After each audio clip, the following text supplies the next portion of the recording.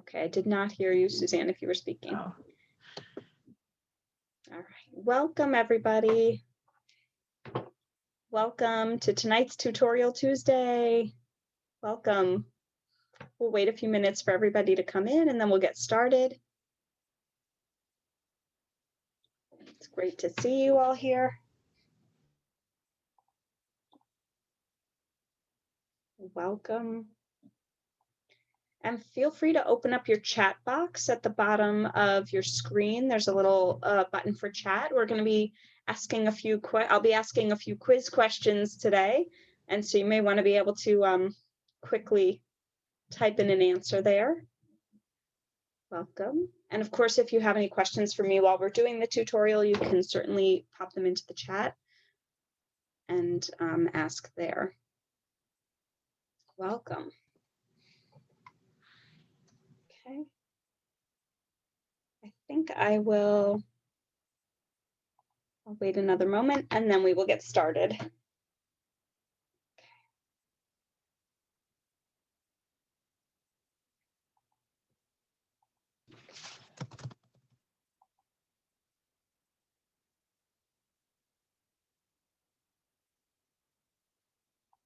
Okay. Hi, everyone. Good evening. Welcome to Zen Yarn Garden's Tutorial Tuesday. My name is Shayna Billow. I'm a knitting instructor and knitwear designer from Northern New Jersey, USA, and I'm so happy to be the guest instructor here tonight. These events are sponsored by Zen Yarn Garden, and this is the 21st Tutorial Tuesday. So if you want to look back on any of the previous Tutorial Tuesdays that we've had, you can find them on the Zen Yarn Garden YouTube page. We've had a lot of really interesting tutorials so far. So, and this one will be very great too, I hope. So welcome, welcome. So again, I'm from New Jersey. I'm a knitwear designer. I've done a lot of designs for Zen Yarn Garden with their glorious, beautiful yarns. And tonight we're actually doing a giveaway of 2 gift certificates. And so open up your chat box and you'll be able to type in your guesstimate or your answer for the questions that I pose. And the first people to get those questions correct will get the gift certificates. So also I want to mention that Suzanne is here. She'll be monitoring our chat. She's having some internet issues, so she will not be giving us any FaceTime tonight, unfortunately, but she'll be here monitoring the chat. So Suzanne is one of the other designers for Zen Yarn Garden and has done a lot of these Tutorial Tuesdays as well. So if you've been to them, you might be familiar with her. Anyway, thank you so much for being here. And thank you, Carrie. Yeah, these are great events. It's a nice little bite-sized amount of knitting knowledge. So let's dig right in, shall we? I love knitting sweaters and accessories like hats and mittens, cowls, shawls, everything. When you start knitting garments, especially when you knit garments, gauge is a very important a very important skill to understand how to get gauge. So I have a few swatches in front of me and I'll be showing you how gauge works with these swatches. Again, if you have any questions for me while I'm speaking about gauge and showing and demonstrating different ways to measure your gauge and knit your gauge swatches, please pop your questions up in the chat and I'll be happy to answer them, or Suzanne will as she's monitoring the chat. Okay, so let's talk a little bit about what gauge is. Okay, I'm going to switch over to my other camera. So gauge is the number of stitches within 1 inch of knitting or within multiple inches of knitting. So gauge indicates to us whether or not we're getting the number of stitches in an inch or within 4 inches that our pattern is calling for. This is important because if you are not getting the gauge that your knitting pattern calls for, you could very easily end up using more yarn, having your piece be way too large or way too small, or just generally not being happy with the texture of your fabric. So it's important to get gauge and important to understand gauge. So I'm going to start off first by showing everybody what gauge is all about. And the way that I like to describe this is that gauge has 3 parts. Okay. So we have gauge itself, which is the number of stitches per inch. Okay, then we also have the measurement of the stitches. I'll show you how these all relate to one another. Measurement of the stitches, okay? And then here we have the total number of stitches. So in any pattern, if you have any two pieces of this triangle of information, you can then find out the third. So in the case of my gauge swatch here, I can figure out what the number of stitches I have is between a certain amount of space, what that measurement is. If I know those two pieces of information, I can then figure out what the stitches per inch are. In that same regard, if I know what my gauge is and I know what my measurement should be, I can figure out how many stitches to cast on. On the other hand, if I know my gauge and what the total number of stitches are, then I can figure out what the measurement is. So these three bits of information all work together and create extra special knowledge of your knitting.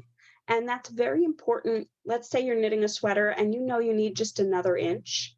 You can figure out how many stitches to add according to your gauge and what you want your measurement to be to get your total number of stitches. So there are lots of ways to work this together, work with this in patterns that you are already working.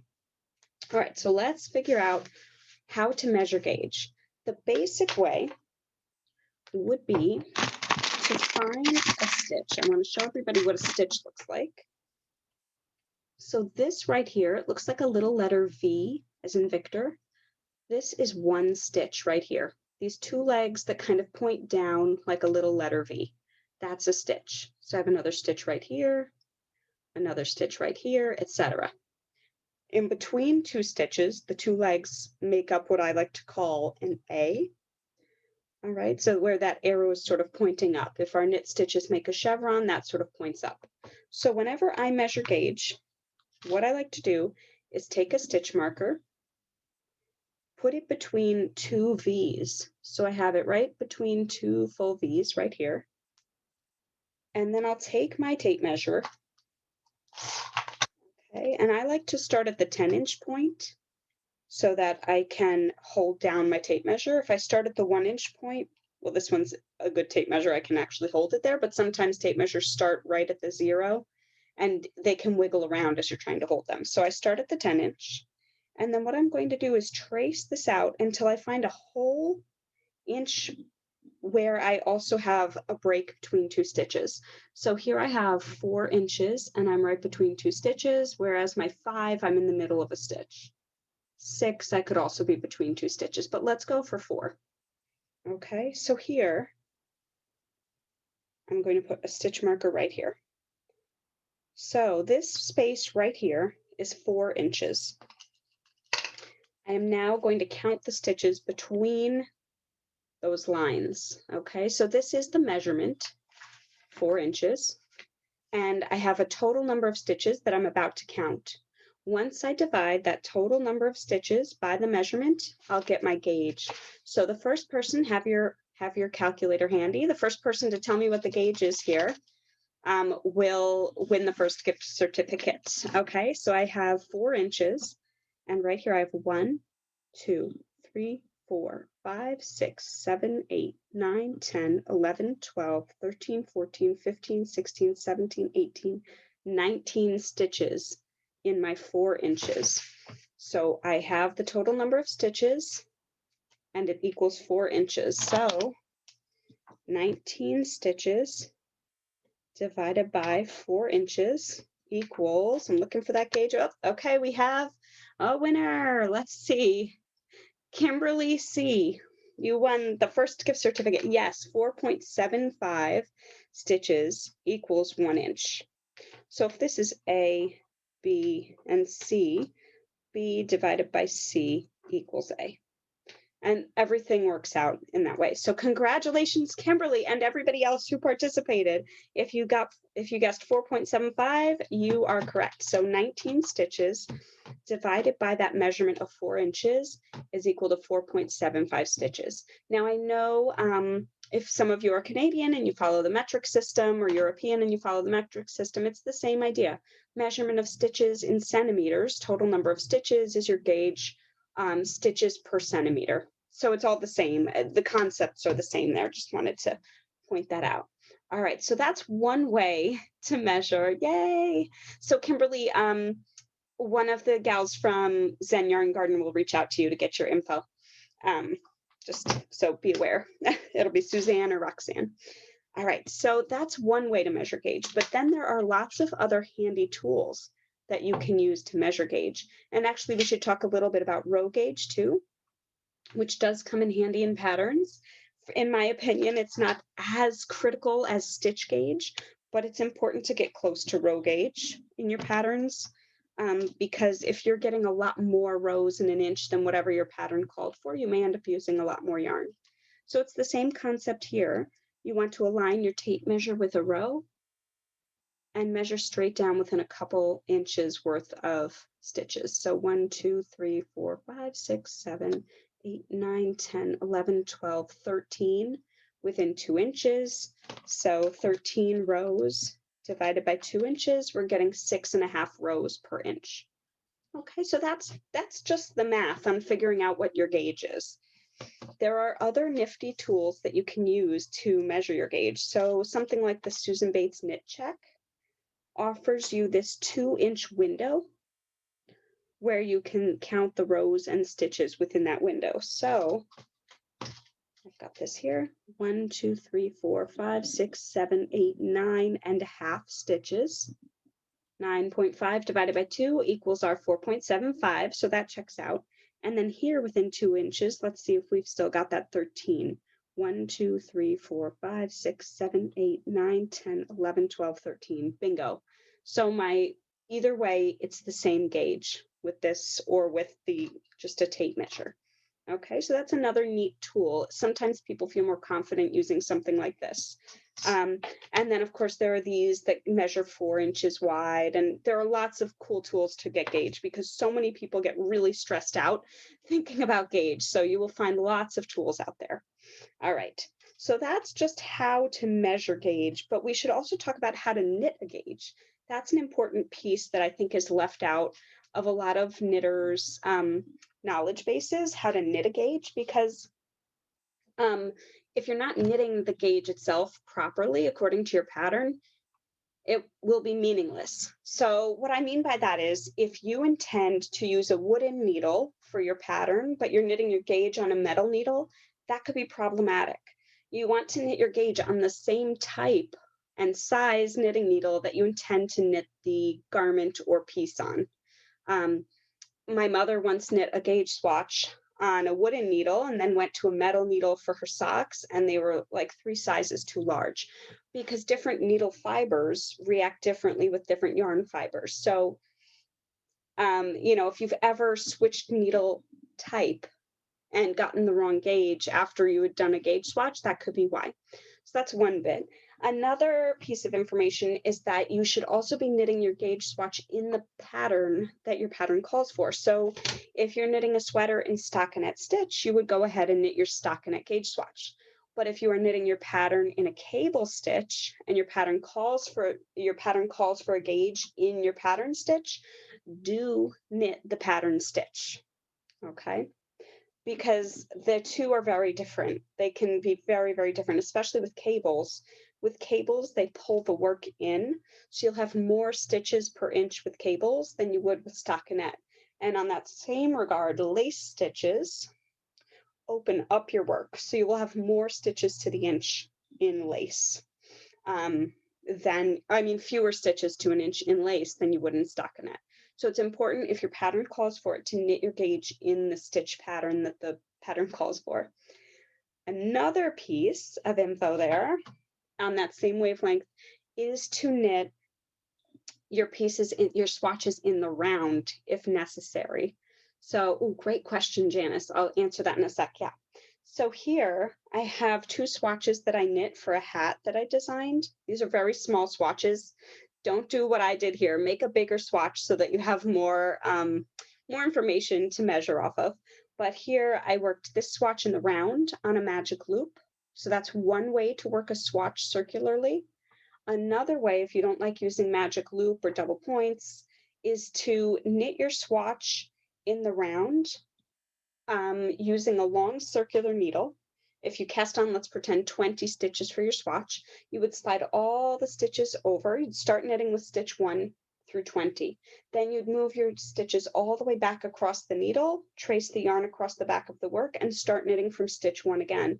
So you'd have a swatch with a lot of loose loops in the back, and you just cut them when you're done with your swatch, and then it opens up flat. So you can knit a swatch without using magic loop. You can knit a circular swatch without using magic loop or double pointed needles. All right, so Janice asks, oh, thank you, Ellen. Yeah, so great. So this is a fabulous question. And then we'll take a minute break, or actually, I think I'll keep going since I was going to do a break to do the gift certificates, but they're kind of part of our part of the instruction today. All right, so Janice asks, do I need to knit a swatch for each element within the pattern? And then Ellen's comment was, usually the pattern only gives one gauge rather than one for each element, and I find this confusing. Agreed. So agreed. So occasionally, and I have patterns like this myself that I've designed where I have different stitch patterns going up throughout the pattern, and I don't necessarily give the required gauge for that stitch pattern. I would recommend, Janice, anytime your pattern calls for different gauge swatches to be made, do each one of them if possible. So if your pattern asks for a garter gauge and a stockinette gauge, go for it and knit the two of them. So like this swatch here has both stockinette and cable. So technically I knit one gauge swatch. It just has the two types of patterns from my design. So you don't have to knit lots of separate swatches. You can combine them into one swatch, whether it's this way or going vertically. Here I changed needle sizes when I realized my gauge wasn't right. And then Ellen, yeah, I agree that it can be very confusing if your pattern has lots of different textures and the designer or whoever wrote the pattern isn't recommending different gauges to knit, but try to trust how the pattern is written. And for myself, sometimes I know even if like a border is recommended to be knit in the same needle size as the body, sometimes I just know from how loose I am that I need to go down a needle size. So the more you knit, the more you'll get comfortable with adapting patterns for that kind of thing. Okay, so Eloise is asking how to count stitches in a cable pattern. Fabulous question. All right, so we'll measure a gauge in the cable here. And Ellen, I hope I answered that question. I agree with you, though. It can be confusing. So, all right, here we go. I'm going to switch back over. Oh, another little tip that I like to use is if I've knit a swatch and I plan to put it down for a while, I will tie a knot on the tail for each needle size that I used. So on this swatch, I have 1, 2, 3, 4, 5, 6, 7 knots. That means I used a size 7 needle for this. That way, if I knit my swatch and then put it down for a couple days or weeks or whatever, I don't have to wonder what needle size I used. And I happen to only use the same type of needle whenever I knit. So for me, I don't have to wonder, oh, was that wood or metal? I know it's always the same one. Okay, so here I have these cable stitches and my repetition here, this is a 4-stitch cable. And then there are 1, 2, 3, 4, 5 stitches between. So from this stitch here to this edge of the cable here, there are 9 stitches. So I've got 1, 2, 3, 4, and this. So actually, technically, the repetition is to here. So you find whatever your repeat is. So this is 9 stitches, 9 stitches, and 9 stitches. So I have 27 stitches from here to here. And then I would do the math that way. So I would take my tape measure, put the tape right here. And for this pattern, I left the gauge nice and flat. I didn't stretch anything. Sometimes with ribbing, it can be a little bit challenging to figure out how much do I stretch, how much do I leave it. So I just left this like that for this gauge. So here I've got my tape measure right there at the 10-inch point, and over here, 14. So 4 inches really, right? So that was 27 stitches divided by my 4. So my gauge is 6 3/4 in the cable. So let's see, I've got, and I have another cable pattern here too. Same thing, you lay it flat and you measure across, knowing how many stitches you put on the needle. But you can see how interesting it is, right? 6 3/4 stitches in every inch of fabric here versus 4 3/4 that we had measured previously at the beginning of our tutorial in the stockinette. So cable really pulls in, and so does ribbing. So this stitch pattern has sort of 2 strikes against it in terms of density. But yeah, great question. Thank you. Okay. You'll notice with all of these swatches that I'm showing you, I have bound them off. So they are their own little piece of fabric. Whether you bind off your stitches or not, take your swatches off of the knitting needle to measure them. Knitting needles distort the gauge. So if all my stitches were sitting on the knitting needle, it might make my swatch look a lot tighter than it is. Or conversely, if you're a tight knitter, having all your stitches on the needle might make them look looser because they're spread out a bit, being pulled and tightened on the top. So better to take your stitches off the needle, and do block your swatches the way that you intend to block your finished piece, just so that you get a true sense of what those stitches are going to look like once they're all relaxed and blocked. So typically I just steam most of my swatches because that's what I do with my garments. But if you intend to really give a wet block to something, you would want to wet block your swatch. So that means submerge it in water, roll it in a towel to wring out the excess moisture, and then lay it flat to dry. And then you'd measure once it's dry. Just a few extra tips there. All right, so now we're going to do another pop quiz. The gauge here was 6 3/4 stitches per inch. And I want to make a hat that's 20 inches wide with that pattern here. How many stitches do I need to cast on? Oh, wow, you're quick. All right, hold on. Let me do the math myself. All right, so 135 stitches would be my cast on. Now, just as a little extra, oh wait, hold on, let's see.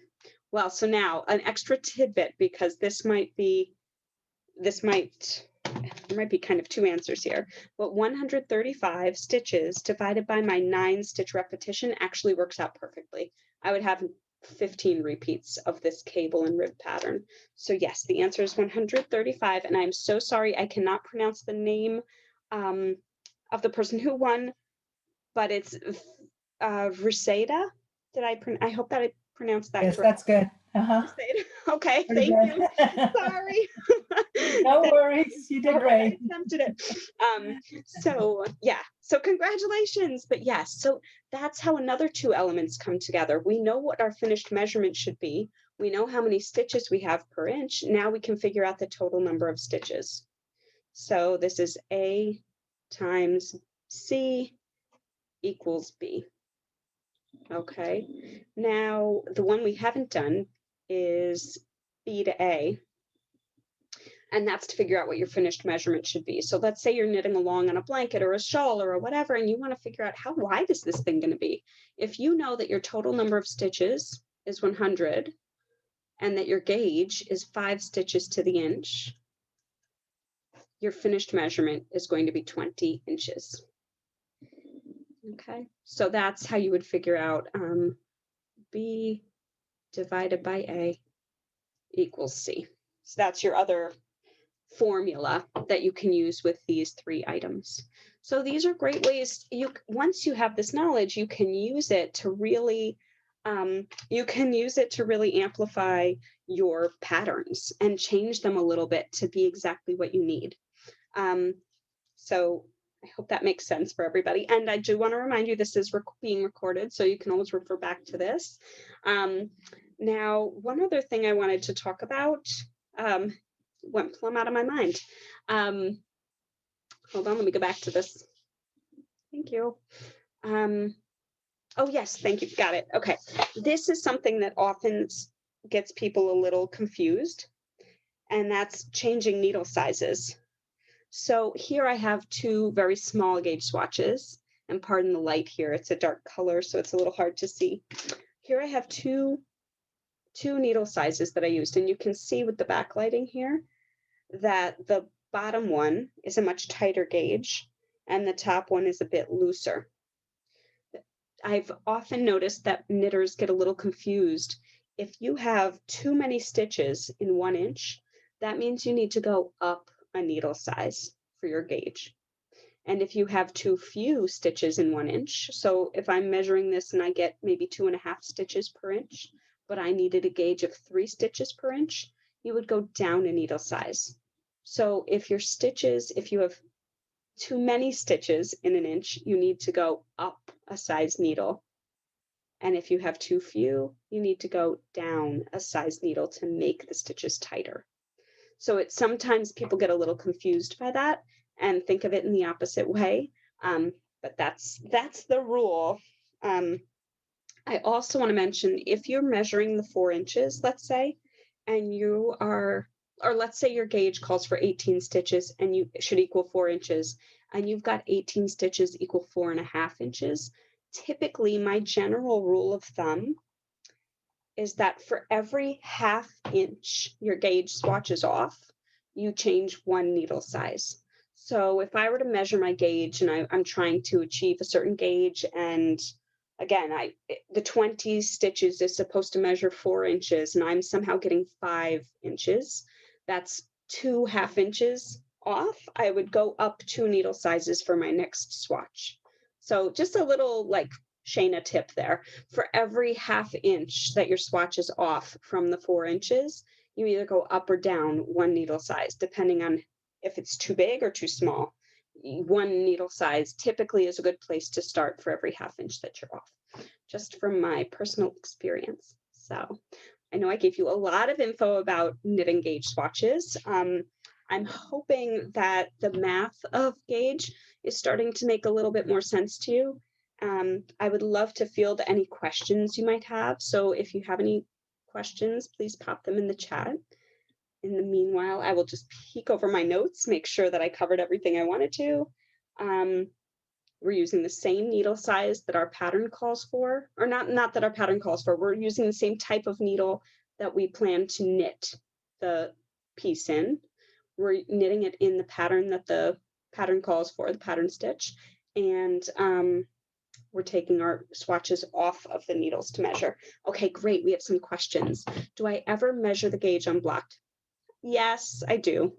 Sometimes if I'm trying to go kind of quickly and start something, and if it's not an important, oh, I hate to say important, but if it's not a tremendously important piece. So if I'm just knitting a shawl and, I just want to have a sense of what the gauge is to start, I'll just go for it. But if I'm knitting something like a sweater where I want more precision in terms of what my finished measurement will be, I do block the swatches. Oh, thank you. There's some really nice comments here. Thank you, everybody. This was a blast. So we have a couple more minutes. I want to make sure everyone's feeling good about gauge. I will say, I often joke to my students that if they've knit this much of a sweater and realized it's the wrong size, they did just knit a gauge swatch. It just happens to be a gigantic one. So you're better off knitting a gauge swatch, this size, rather than knitting a sweater size gauge swatch. So one way or another, you will be checking your gauge when you knit your projects. It's just whether or not you knit a little bit extra at the front end, or whether or not you're looking at your project as you're knitting it and using the gauge there. So thank you, everybody. Yes, agreed. Take the time to save the time as you knit your gauge swatches. And I hope my two friends who won the gift certificates reached out to Zen with your information. Congratulations, math whizzes. This is amazing. You all are amazing. And oh, I should let you know, next week we are doing another Tutorial Tuesday, and I'll be your host for that one. And it's, oops, I lost a stitch. I'll be demonstrating how to pick up drop stitches in a few different stitch patterns. So I would love for you to attend. It's great knowledge to have, of course, as you know, as anybody who's dropped a stitch knows. So thank you again to Suzanne for being my co-host here. And thank you, oh, Kimberly, do venture into sweaters. They're so fun. It's so fun to knit sweaters, I have to say. And thank you so much to Zen Yarn Garden. Again, this is the 21st Tutorial Tuesday. That's pretty huge. That's great. Thank you for sponsoring this, and we look forward to seeing everybody next week. Happy knitting.